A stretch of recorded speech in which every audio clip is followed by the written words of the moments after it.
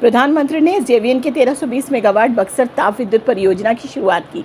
प्रधानमंत्री नरेंद्र मोदी ने बोधगया से पिछले 20 अगस्त को बिहार में 13,000 करोड़ रुपए से अधिक की कई परियोजनाओं का उद्घाटन और शिलान्यास किया। इसी ऐतिहासिक अवसर पर प्रधानमंत्री ने नवरत्न सीपीएसयू एसजेवीएन की 1320 मेगावाट बक्सर ताप विद्युत परियोजना की प्रथम यूनिट का वर्चुअल माध्यम से उद्घाटन किया। समारोह में बिहार के राज्यपाल आरिफ मोहम्मद खान, बिहार के मुख्यमंत्री नीतीश कुमार और अन्य गणमान्य व्यक्ति उपस्थित रहे।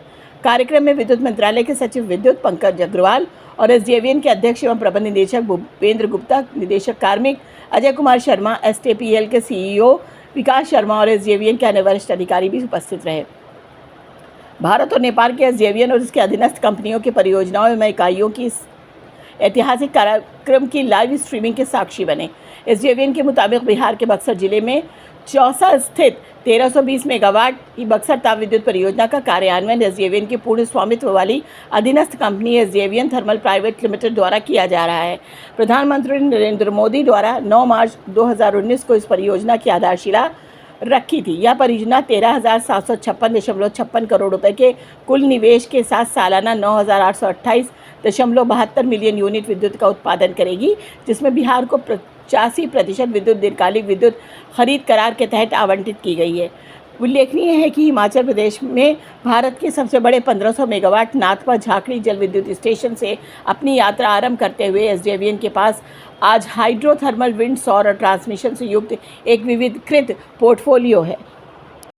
भारत की सबसे बड़ी बीमा कंपनी एलआईसी मोदी विजन 2047 की राह पर।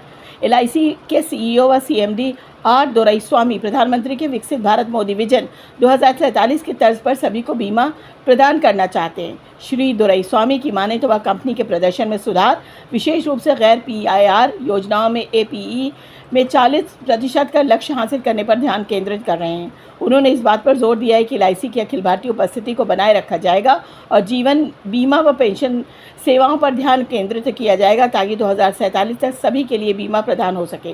गौरतलब है कि एलआईसी के नए सीएमडी और सीईओ आर दोराईस्वामी ने विगत 14 जुलाई 2025 को पदभार संभाला है। तब से गुणात्मक सुधार की कोशिश में जुटे हैं।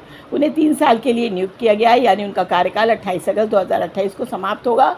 दोराईस्वामी को उनके विविध अनुभव बीमा क्षेत्र में 38 वर्षों से अधिक के योगदान के कारण इस शीर्ष पद पर नियुक्त किया गया है। श्री दोराईस्वामी ने पहले भी एलआईसी में प्रबंध निदेशक के रूप में काम किया है। श्री दोराईस्वामी मदुरई कामराज विश्वविद्यालय में गणित में स्नातक हैं और भारतीय बीमा संस्थान के फेलो सदस्य हैं और भारतीय एक्चुअरीज संस्थान के सदस्य हैं। उन्होंने एलआईसी में 37 साल से अधिक काम किया और इस दौरान उन्होंने प्रबंध निदेशक, कार्यकारी निदेशक, आईटी और विभिन्न क्षेत्रों में मार्केटिंग मैनेजर के पदों पर काम किया है।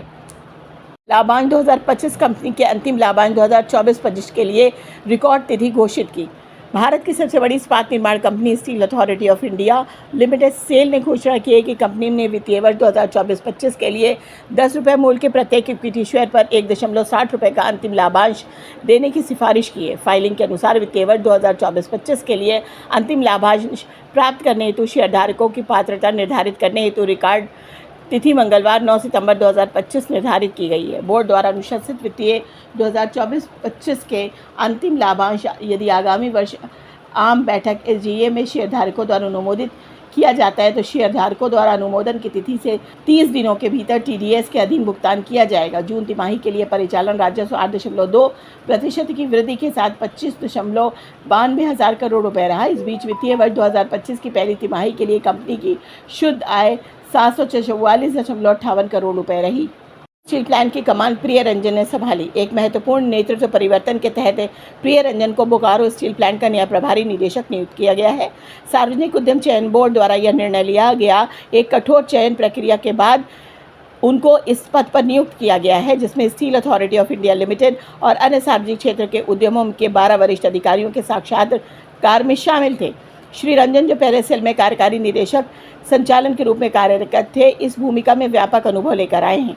उनकी नियुक्ति से भारत के सबसे बड़े और सबसे महत्वपूर्ण इस्पात उत्पादन संयंत्रों में से एक बोकारो संयंत्र के लिए विकास और परिचालन दक्षता के नए गुण की शुरुआत होने की उम्मीद है।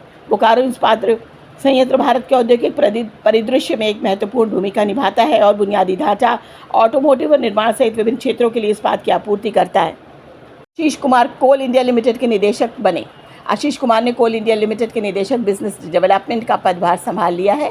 इसके अतिरिक्त निदेशक मार्केटिंग मुकेश चौधरी, जो निदेशक बिजनेस डेवलपमेंट का अतिरिक्त प्रभार संभाल रहे थे, 21 अगस्त 2025 से निदेशक के पद से मुक्त हो गए हैं। यह नियुक्ति उनके पदभार ग्रहण करने की तिथि से 5 वर्ष की अवधि के लिए या उनकी सेवानिवृत्ति की तिथि या अगले आदेशों तक जो भी पहले हो के लिए की गई है। श्री कुमार 1994 में सेंट्रल कोलफील्ड्स लिमिटेड में ग्रेजुएट इंजीनियरिंग ट्रेनी के रूप में कोलकाता में शामिल हुए। उन्होंने IAS धनबाद में बीटेक और BIT मेसरा में MBA किया है। इस कार्यभार से पहले श्री कुमार भारत सरकार के कोयला मंत्रालय में OSD थे।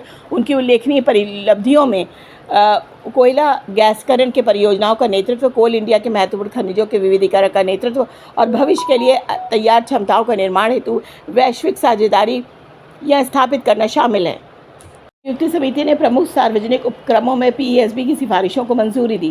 कैबिनेट की नियुक्ति समिति ACC ने रोमन सेबेस्टियन लुइस, कार्यकारी निदेशक बामर लॉरी एंड कंपनी लिमिटेड को निदेशक सर्विस बिजनेस के BLC के पद पर नियुक्त करने के लिए पेट्रोलियम एवं प्राकृतिक गैस मंत्रालय के प्रस्ताव को मंजूरी दे दी है।